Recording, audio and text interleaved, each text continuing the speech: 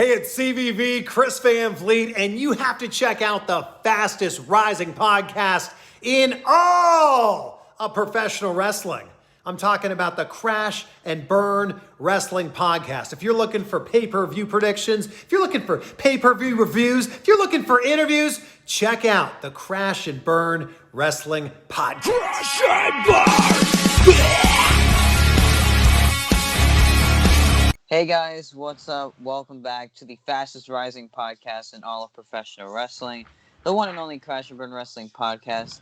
Ladies and gentlemen, if you don't know who I am by now, I am the assassin Josh Deng, and I'm going to be your host for tonight's episode. We're going to review AEW's Fight for the Fallen 2019 show. Personally, I thought this show had a good message behind it, and of course a great card. So let's bring Jason in. Jason, what's up? Hello, welcome to the Crash and Burn Wrestling Podcast. We're talking about AEW Fight for the Fallen 2019. And also, this is the first episode after the 1 year anniversary, which I released earlier today. Yeah, with the video presentation. So. Fight for the Fallen 2019. This took place on July 13th, 2019 at Daly's Place, which is the place they're going to be filming at right now during this pandemic period.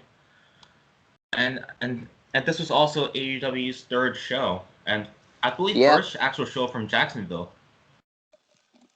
I think it was their first Jacksonville show. Yeah, that must have been the first one.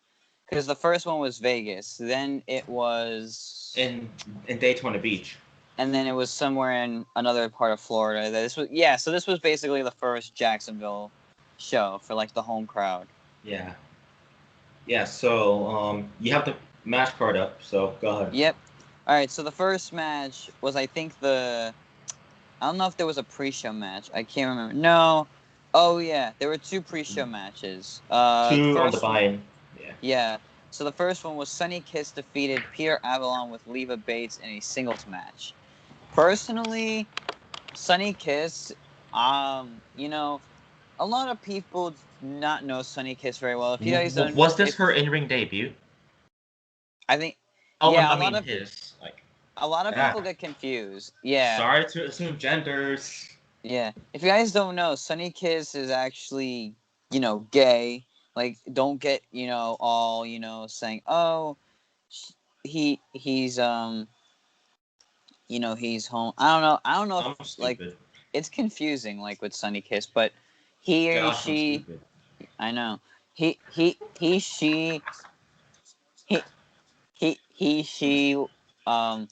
I'm just saying he. I have no idea, but like, Sonny Kiss, great performer. Sorry, Sonny Kiss.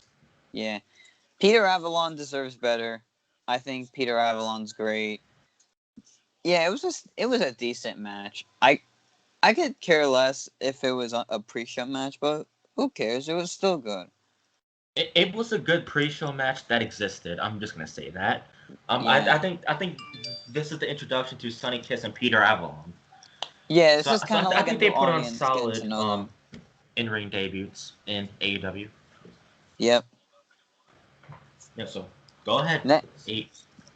Yes, the next match on the buy-in was B. Priestley and Shoko Nakajima defeated Britt Baker and Riho in a tag match. Now, Shoko Nakajima, I forgot about that person. If you don't know where B. Priestley is now, she was released from her contract by AEW. I wish she stayed longer, and they would have given her like a character like Britt Baker. Like if Britt Baker's one of the hottest talent right now on the roster, and she and she's one of the big stars for the women's division, which I could see. Britt Baker was very big on the indie scene, and she was very She was very big on the indie scene. I actually got to meet her before AEW existed. Very awesome. And I said, I said to her, I hope you get big one day. And look at her now, man. She's big, AEW. She's getting a women's title shot at Double or Nothing. So, I mean, I love Sheeta, but Britt Baker deserves that title. Yeah. So, it was a decent match. I mean, I wish B. Priestley, was still with the company. Another solid match on the pre-show. I totally forgot about Shoko Nakajima. Yeah, I forgot about half these people. Yeah, some of these people are just having a match in that company before the company start like grow. It's more like a ghost company. Well, not really a ghost company. They're more like ghosts because they disappear and we're like, do you They remember come them? and go. Exactly. They Yeah, come otherwise, it and was a go. decent match. Like get introduced to these talent in AEW because as you know, this was still their early days. Oh, definitely. That was definitely the early days. Yeah. So, anyways, let's move on to the main card. All right. Go ahead. First match on the main card listed according to Wikipedia. I know you're all saying, why should I use Wikipedia? I don't know. But The it was a shithead site. yeah, it's a site that tells false information, but sometimes it could be true. So, um, it was MJF, Sammy Guevara, and Shawn Spears defeating Darby Allin, Jimmy Havoc, who's sadly not in the company anymore, and Joey Janela in a 6-man tag team match. Now, this is when, everybody was getting to know these guys, like MJF, Sammy, and Jimmy Havoc. Well, sadly, Jimmy Havoc's, I don't know where he is now, but sadly, he's not in AEW We anymore. wish him the best. We wish him the best, like WWE says, oh, we wish him the best and whatever. In their future endeavors. Right. But yeah, it was a decent match to kick off the main card. MJF, look at him now, he's one of AEW's biggest stars. And you got to look at Sammy Guevara, too, as another big star. And you have to look at Darby Allin, who's another big star. You see all three of these guys are big stars. And Shawn Spears, too. You got to realize all these guys are big stars now. So it was a decent match to kick off the main card. I actually enjoyed this match to kick off the main card. Again, as you said right there, this was another introduction to all these guys in this match. Yep. MJF, Sammy Guevara, Shawn Spears, Darby Allin, Jimmy Havoc, who's no longer in the company, and Joey Janela. Yeah. So again, like they put on some great matches and some great storytelling here, like in this match itself, and the match pacing was pretty good actually.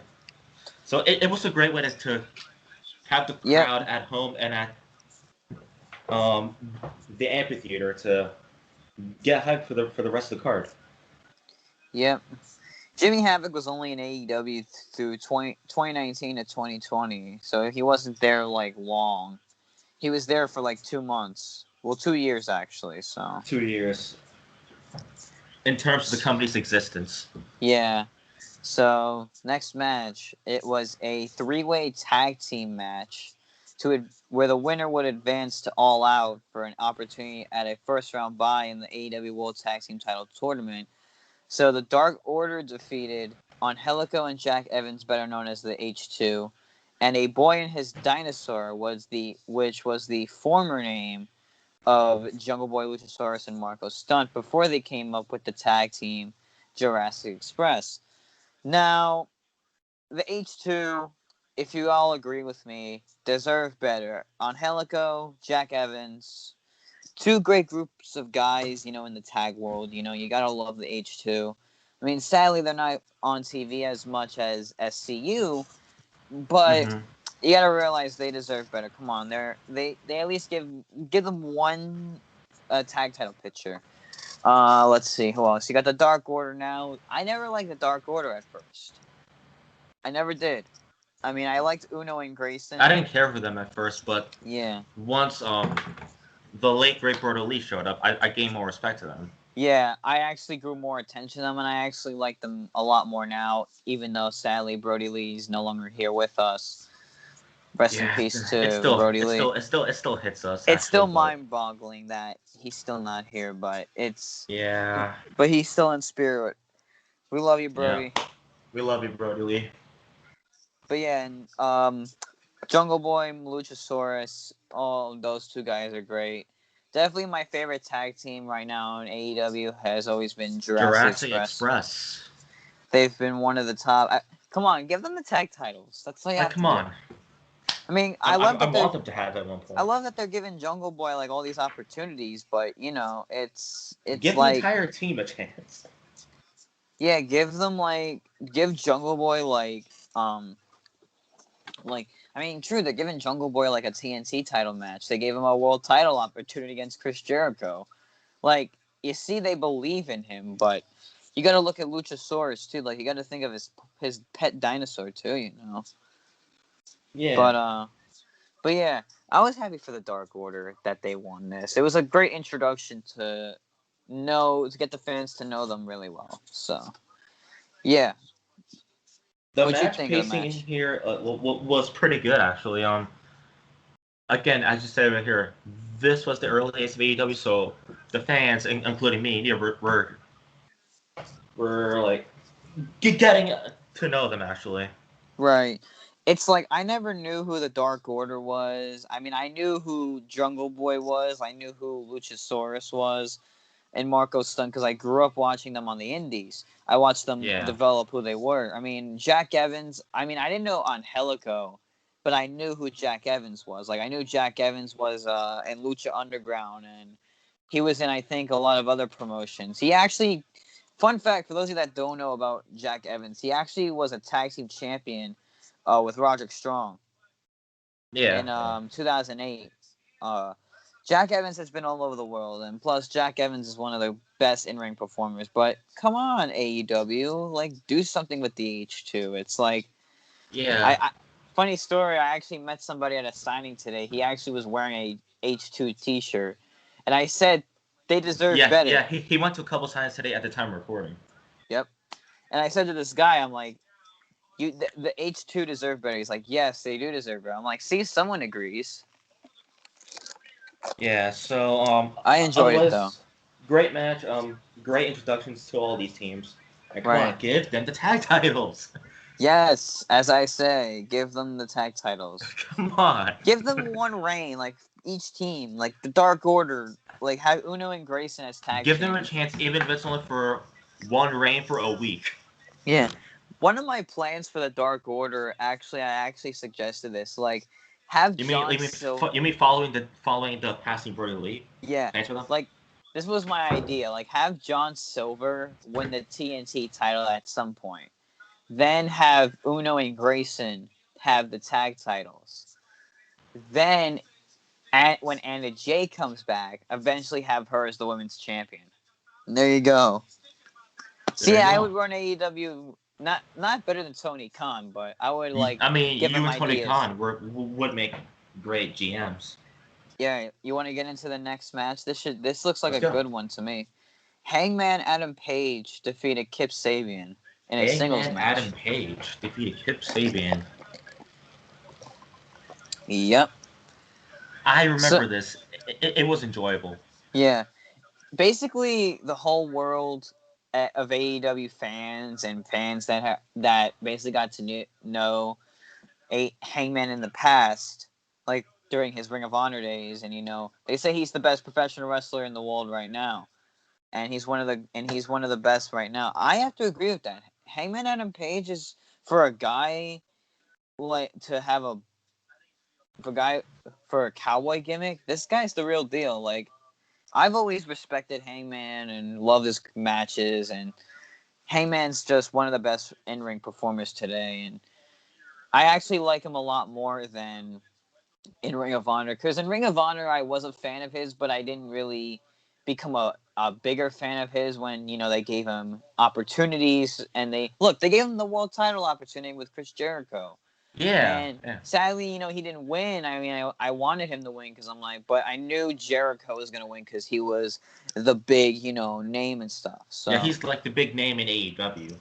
And fun fact about that match, that was the lead up to their match at All Out, Jericho and Hangman. Yeah, they were actually feuding. Yeah, because if you remember that guy who dressed up as one of the creepers of the Dark Order when they had that stupid thing, I don't know. Creeper. Good thing they don't have man.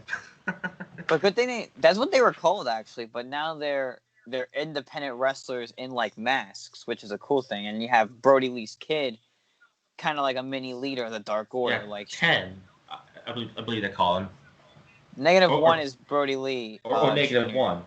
Oh, -1. 10 is the other guy, Preston Vance. But this was like before that happened. But Kip Sabian, this was actually like my very first time, second time watching his match. First time was at Double or Nothing. I actually grew a lot of attention to Kip as like he progressed. I liked him from the start, and I liked him into like leading up to their TV deal with TNC and Dynamite, and then him teaming with his I think real life wife Penelope Ford. Congrats to them. I mean, they didn't just get Congrats. married, but they got married on Dynamite. But yeah, it was a great match. Great storytelling, and a great way to introduce us to Kip Sabian. And for those that don't know, and got introduced to Hangman Adam Page. Yeah. I have to agree with you right there. The match pacing and the storytelling this match was pretty good, actually. And Yep. I believe after this match, Chris Jericho had a promo. Yeah, he attacked Hangman and cut a promo disguised as one of the Dark Order guys, which I thought was interesting. Yeah. What was funny was I was actually watching that show that night, and I looked at like the guy's body, and he looked like really not in shape, and I'm like, I think I saw like the tattoo on like it because Jericho's Fozzy logo tattoo is not hard to miss. And I'm like, that's Jericho probably. Just you watch. Because it was the same thing at all. I think it was All In. Yeah. The funny thing was, I think it was Omega versus Pentagon Jr. And Jericho. And there was somebody else that comes in disguised as Pentagon Jr. And when they take the mask off, it's Chris Jericho as Pentagon Jr. Like, he had the Mm-hmm. makeup on, the mask, the outfit. I'm like, Jericho just went in the locker room and stole Pentagon's wardrobe. I'm like, that's the joke I made, but I'm like, it kind of had that reminder in my head. I'm like, it's Jericho in like a Dark Order costume. Yeah. But So, yeah, anyways, great match and great storytelling. I enjoyed this, and it was a great introduction to these stars yep, who are now like big, big stars in AEW. yeah, big names. Big names, So well seventh known. match on the card.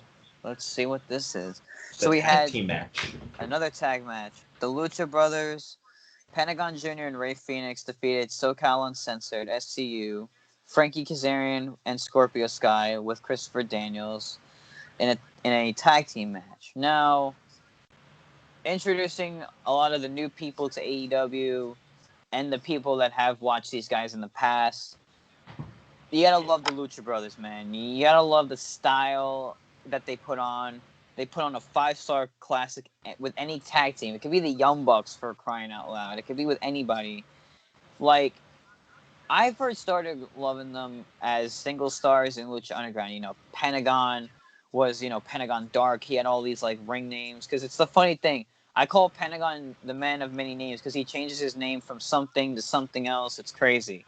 And then I was introduced to Ray Phoenix through Lucha Underground, too. And then, funny thing, I didn't know they were real-life brothers. And I'm like, seriously? I'm like, I didn't even know they were real-life brothers, which was crazy. So then they became a tag team, I think, later on. I think they were a tag team, even though like they did their own thing in Lucha Underground. I can't really remember, but that was my introduction to knowing who they were and made me become big fans of them.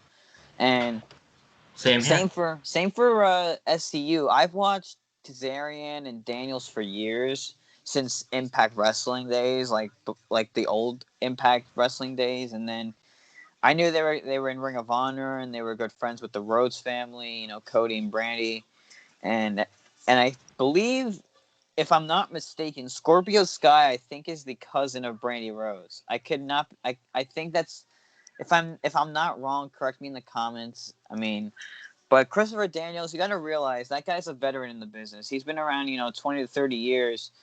And I heard that he's like the head of talent relations for the company. So it's good that he's a wrestler part-time and doing other stuff for the company on the outside.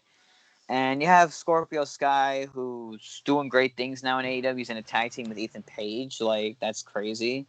And you have Kazarian and Daniels, back together. Like, that's what I like. Because SCU, it felt weird it's as Kazarian and Sky. I mean, I love Sky, but SCU will always be Frank Kazarian and Christopher Daniels to me. That's like the ultimate tag team. They had so many great matches as a tag team, and you got to realize this. These are guys that they've worked with in other promotions, and they're just making it better for a lot of fans that are getting new to this stuff. So I thought the match was great, entertaining, great chemistry, and it's a great way to give us the best tag team wrestling we haven't had in years.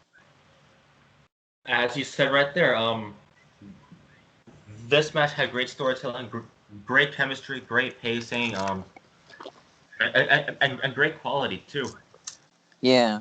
And they said that they're going to give us the best tag team wrestling in the world. Says the Indeed, Young have done Bucks. that. The great tag Yep. team wrestling in the world. They bring it. and they gave their promise. It's like AEW nowadays. They have so many good tag teams, like the Young Bucks. I mean, well, the Young Bucks are great. They have They're amazing. SCU, Lucha Brothers, Dark Order. So many tag teams. They have so many great tag teams, and even tag teams that, are starting to become a thing, like Scorpio Sky and Ethan Page. Like, they're making tag teams so they can get on TV time. They're like building stars, basically. Right. All right, you want to get into this next match, which I call a certain dream match. Well, which everyone Yes. called the dream match to happen. All right, so the next match was called the dream match that pretty much never happened, but was going to happen. Kenny Omega defeated. Now, don't come at me if I pronounce this wrong, because I sometimes. Shima. Yeah, Shima. Kenny Omega defeated Shima in a singles match. Let me tell you this. This was a dream match that everyone said it was a dream match. But guess what? It was one of the best matches I've ever seen. Not just from Kenny Omega, but it was one of the best matches Kenny Omega's had in, like, AEW. I mean, sure, the first match I saw him in AEW was, him versus Jericho, Double or Nothing. And then him, I think, at Fyter Fest. I don't know if he was booked for that match. Oh, yeah, he was. He was in a 6-man tag. It was the Elite and against some other Lucha Brothers, and I think another guy in a mask. I don't know. But, yeah, this was everybody's introduction to Shima. And the funny thing was, Shima actually signed a contract with AEW, but never showed up after, like, that pay-per-view. It was the funniest thing. They signed him to a contract. I realized that. It was... They signed him for nothing. Yeah, and I think he's wrestling...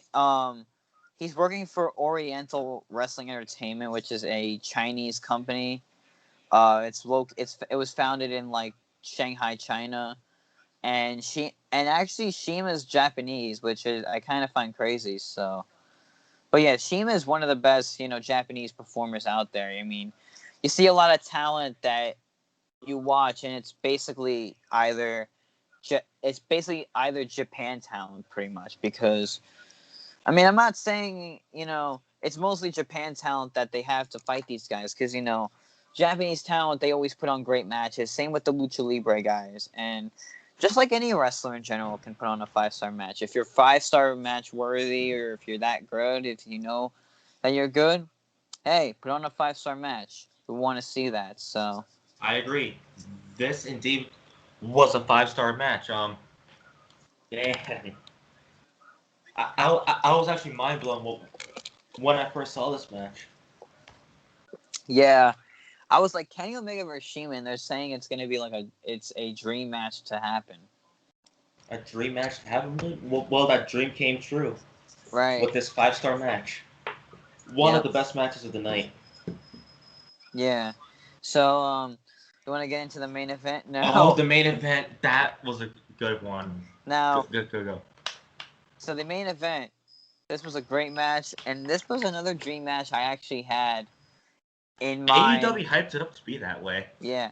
This was a dream match I had in my head ever since I became a fan of this specific tag team.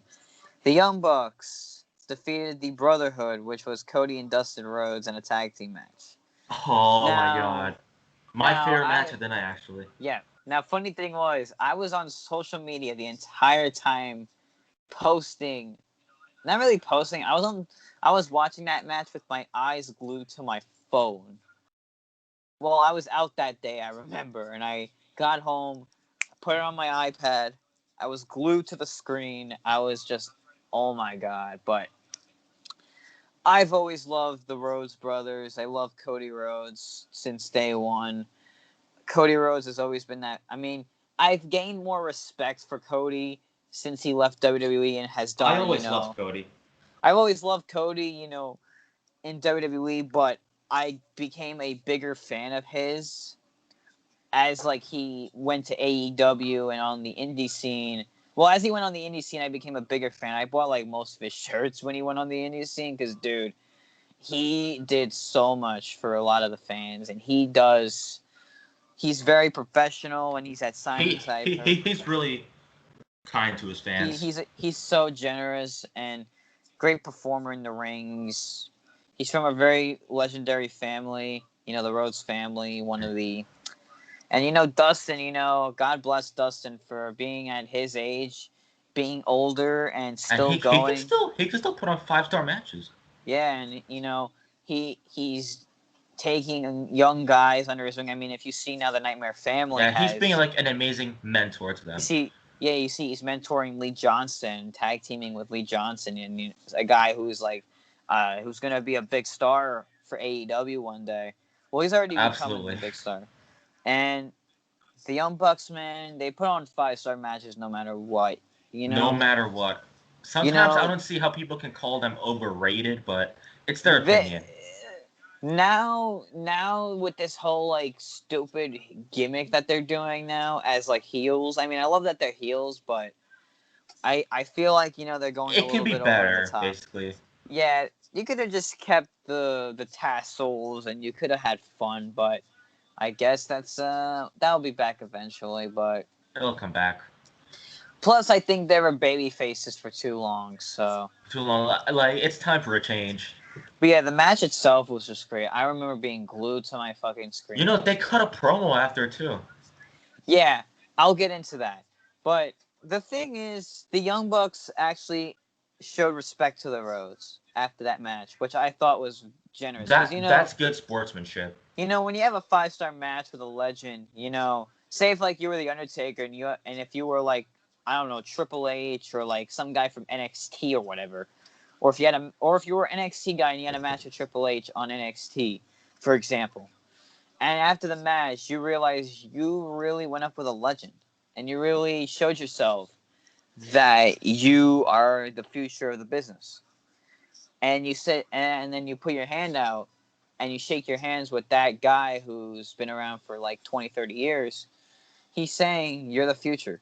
Once I go, you're the future. Yeah. You're the future of this business. And that was the same with the Young Bucks. Dustin may be a little bit older. Cody is still young. But it just shows who was the better tag team, and the Young Bucks showed that. But now to that promo they cut after the show. Now... Well, wait. Oh. Okay, so for the match itself, I enjoyed it. It had great storytelling to it. And this was a time when their weekly show Dynamite was not around on TNT. So I remember they were cutting promo vids on their on the YouTube channel, the Road to series. So that was a way to build up the hype to the next event. Yep. And they were talking about this match on the Road to series, so right. So I thought it had a great lead to it. Yep. Otherwise, the match itself, great chemistry, and that's great respect after the match when they shake their hands. Yeah, because you gotta realize, shake hands after a match, and you gotta realize, especially with someone that's been around longer than you. Exactly. There you go. They're basically mentoring you. And they're basically showing you, well, I guess you could say the Young Bucks are kind of like mentors. Well, they are mentors now of the newer tag teams. Because they show... The younger talent. Everyone's like, oh, the Young Bucks are overrated. They put on 5-star matches. Sometimes I don't see how they say that, but... bro, shut up. Like, Yeah. bro, shut up. I'm like, the Young Bucks are not overrated. First of all, they're just showing who they're the best tag team in the world. And everyone's like, they're not the best tag team in the world. I'm like, you could say whatever you want to say, but I'm We have keeping our my opinions. opinion where it is. But yeah. Now to that promo cut by the wonderful individuals Tony Khan and his father, and Shad Cody Khan, and I believe Brandy his name. Rhodes. Yeah, Shad Khan and Cody Rhodes and Brandy and the Bucks. All amazing human beings. So everybody comes out to the ring, because if you don't know, for those of you football heads, Tony Khan and his dad own the Jacksonville Jaguars football team, which is, they got the first draft pick this year. Shout out to Trevor Lawrence, who's the Jaguars' new quarterback. So they came out, and I think during the press conference, they came out and said that that they were raising money for gun violence. That show was Yeah, that was a charity event. yeah. I actually have the video on my phone. It's called. If you guys look it up on YouTube, you guys can find like the press conference, well, like the after thing. So it's called Cody Rhodes asked the fans a question. AEW Fight for the Fallen. It was uploaded a year ago. Well, basically on July 13th, 2019, whatever. Whenever it was uploaded, I don't care. But if you could see in the ring, it was Kenny Omega, Luchasaurus, Jungle Boy, the Rhodes, the Bucks, and they were showing the fans in the crowd. Like, if you look back, you see everybody there. So it was basically, I wish Tony Khan was out there, but what the fuck? I think, but yeah, most of the wrestlers were out there, and Dustin was out there too. And they had this guy in the ring with Shad Khan, and it was $150,000 check for gun violence victims, which I thought, not just a wrestling company, like, if you're a wrestling company, like, that is something I didn't expect from them. And kudos to AEW for showing love to people like that. I just think they have a heart because, not unlike WWE's piece of shit chairman, um, Vince Shithead McMahon. Tony Khan has a heart. He cares about people, and he cares about, what's going on in the world, and like gun violence is a big thing. Was a big thing. It still is, and And like the second Fight for the Fallen, it's about COVID relief. yeah, and the second one is COVID relief. Like, we're slowly getting back to normal. normal. Every day is little by little. And that promo just kind of changed my love for being not just a fan of professional wrestling, but just saying it doesn't matter what job you That made me have. gain more respect for Yeah, AEW. it like I said, it doesn't matter what job you have. It doesn't matter if you're a celebrity or a public figure, or if you're somebody famous and well known. It shows that you're a good person on the outside and you have a heart for other people, which that's what they all show. Like Cody Rhodes, you may just know him as like one of your father figures, or like one of your like your favorite wrestlers, or like celebrity figures, or like somebody you look up to as a role model. But you got to look at this. Cody Rhodes has a heart.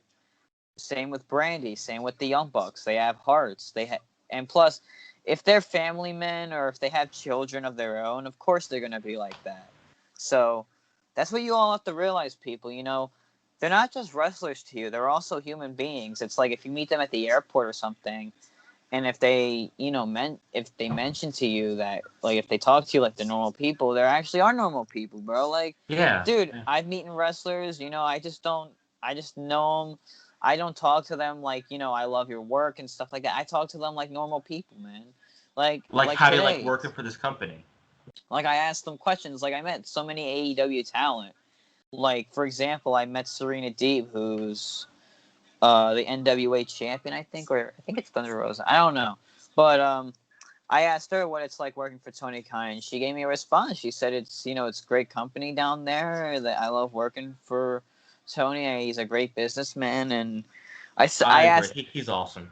yeah. So Tony Khan, if you ever want to be on Crash and Burn, whenever you got that non-busy schedule of yours, we're looking down for an interview, man. So, guys, Otherwise, keep up the productive work you're doing yeah. for Yeah, AEW. guys, if you guys can get Tony Khan, if you guys can ask Tony Khan to come on Crash and Burn, just send him a message. If you guys go ahead and can, or if you guys know I would love Tony, to interview him. we would love to interview Tony Khan. That's like one Tony thing we want. Khan, Tony Khan, a big shout out to you, man. Thank you for what you do, man. Yeah. We just And love. the great care you provide for the AEW and the fan base. Yeah, I think I said enough. I thought Josh, we talk too much. Yep. I don't know. Can we just rate the show? Yeah, let's do it. So. I'm gonna give this Let's see. a 9 to 10. Okay. So for me being AEW's, I think, third show. Yeah, it was the third show and first one Yeah. in Jacksonville. The third show, I give it a 10. I feel like, they put these. It's not like, they have these storylines and feuds. It was basically like a I start. changed my rating. I'm giving it a 10. Okay, fair enough. It's basically like a start to knowing who these guys were. Like, look, we didn't know who Kip Sabian was until look at him now. These guys are on TV every week. But well, now they have the feuds and stuff like that. But they're not like corny storylines like WWE is. I mean, their storylines are much better They're actually entertaining. and they're actually leading into a match. So, yeah, I give it a 10. And for that promo that Cody Rhodes cut, I give it a 10. I gain more respect for AEW from that. From that alone, I gain more respect for what they do. Yeah, like gun violence, COVID relief. That's amazing. I didn't even know the second one was about for COVID relief, but I had a feeling it was because that's what we're dealing with at the moment. Yeah, I wonder what the third Fight for the Fallen's gonna be about. Probably recovering from COVID. That's probably. Yeah, probably something COVID related. Yeah, like once COVID is done, we can go back to our normal lives. But we got the vaccine, so everyone get vaccinated. Yes. Me and Josh are fully vaccinated. All right. Yeah, man. I'm happy now because I get to go to baseball games and see my. COVID no longer fuck with us. Yep. Anyways. Yes. You ready to get to some outros? You're the host. Start it. All right. Thank you guys for watching the fastest rising podcast in professional wrestling, the one and only Crash and Burn Wrestling Podcast. Thank you guys for watching our review of AEW's Fight for the Fallen 2019, the third AEW pay-per-view as the installment to many more to come. Follow our amazing crew on social medias. Well, social media, I should say. Follow them on their socials down below. Follow the Moshcast on the socials and follow the crew on there as well. Shout out to Julian for putting out some IGTV stuff, as well as our former member AJ. Shout out to you. Keep up your awesome work with your IGTV content. Even though we're stuck with YouTube, we deal with their bullshit and all that. But if you guys want us to upload some episodes to IGTV and like some other stuff that you want to see, give us. We can try. We get some suggestions for IGTV content. I mean, I'm trying to start some IGTV stuff on my personal page and my main page as well. So stay tuned for that. You want to promote those? You guys can. They'll be down below. You guys can find them down below. Subscribe to my YouTube channel down below. Subscribe to all the other members that have YouTube channels down below. I think there's too many names to cover, but all the links will be down there. Coming soon, guys. I hope this is not a spoiler, but Crash and Burn merch is coming soon. We're still in the works on that, but we haven't talked about that in a while. Yeah, it's still a thing. If you guys are wondering where the Crash and Burn merch has been, we're trying to find somewhere to put it on, so some site. In terms of the Moshcast, we also could have merch for that too. Yep, we have merch for both podcasts coming soon. And guys, For those of you that do not know, I have a wrestling group with a bunch of good friends of mine. I want to shout out my boys, my squad, my team over at Wrestling Is Everything. Shout out to you guys. You guys are my great friends in the world. Yes. And You're guys, welcome to join. if you guys want to join our group on Facebook, go ahead and do so. It is Wrestling Is Everything. And if you guys want to follow the Instagram Wrestling page, is everything. wrestling.is.everything is the Instagram page. Yes. Everything will be down below in the description. And also, guys, Wrestling Is I Everything believe you all have Twitter. a T-shirt too. Yeah. And yeah, we have T-shirts, hats, you name it. Talk to my boys over at Merch. Wrestling Is Everything for merch. You guys Is want there a a place shirt? where you can buy it from? Coming soon. I'm not gonna give spoilers yet, but coming soon. I actually want one. But yeah. Coming soon. Wrestling Is Everything Twitter. I actually had that in mind. Crash and Burn has a Twitter too. Yeah, we also have Twitter. I mean, we barely post on Twitter because Twitter is for amateurs. But golly gee, will a curse? But that's it for me, and I'll pass it over to Jason. I mean, I said enough shit. Thank you for checking out this review of AEW Fight for the Fallen 2019, our first episode post the 1-year anniversary. Yep. And fun fact, at the time of recording, May 8th, at this time, was the day that Crash and Burn first premiered. Back in Anchor days. Yeah, if you guys stuck with us with Anchor, we guys appreciate it. That was like the Anchor very was a pain. early days, and when we had all those shitty problems. If you guys ever want to start a podcast, here's some advice for you before we end this off. Anchor is a terrible app. But it's something that's a starter too. It's a start that if you want to start something, just watch other podcasts to see how you can improve. It's like, I didn't know Skype had a recording feature. I mean, I use Skype to like chat with people, and I didn't even know you can record on here. So it's great that we have, Skype instead of Anchor, because Anchor really didn't do a lot and we couldn't really upload it. But if you guys want to take our first 6 episodes on the go with you guys, they are on Apple Podcasts and all other streaming services that provide podcasts. Apple Podcasts, it has on it, You could any like podcast streaming service you think of, it's on there. And now we have Crash and Burn available on YouTube through Skype, and same with the Moshcast. Yeah, Crash and Burn's a YouTube podcast. Well, basically it's a podcast, but it's available through YouTube with video episodes. Guys, one more announcement from Wyatt. It was brought up by Wyatt, I think, in one of our episodes. Crash and Burn Behind the Ring, our interview series, will be back this summer. This summer. If you guys are wondering where the 3rd episode has been, we couldn't really... we were trying to get as many guests as possible, I'm trying to get, big names to come on our show, but it's so hard, with a lot of people having a busy schedule, doing their thing as a wrestler and, being themselves. So we're going to try to find, guests for you guys, and we're going to bring you guys Crash and Burn Behind the Ring this summer. So, yeah.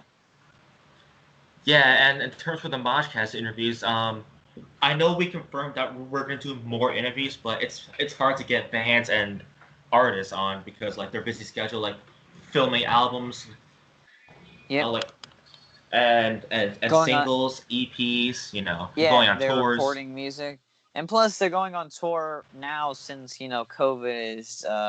It's not really being a big deal. Yeah, and plus concerts are coming back, and also shout out to MGK for having a full capacity show at Daly's Place again. And shout out to Machine Gun Kelly for selling out tickets to my Downfall tour. Congrats to you, man. If you want to check out our MGK review of tickets to my Downfall on the Moshcast, what are you waiting for? Come on, that was such a fun review. Yeah. Alrighty, guys. Let's shut our mouths.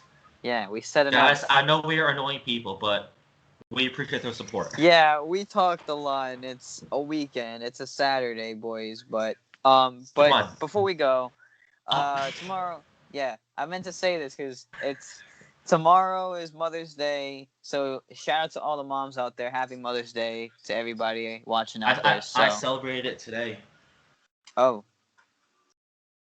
So but we will see you guys next week for our Friday episode. Yes, the first predictions after the 1 year. WrestleMania It's Backlash. WrestleMania Backlash, a stupid name, but let's shut our mouths and stop annoying you all. See you guys on Friday. Bye. Be well. Crush and burn!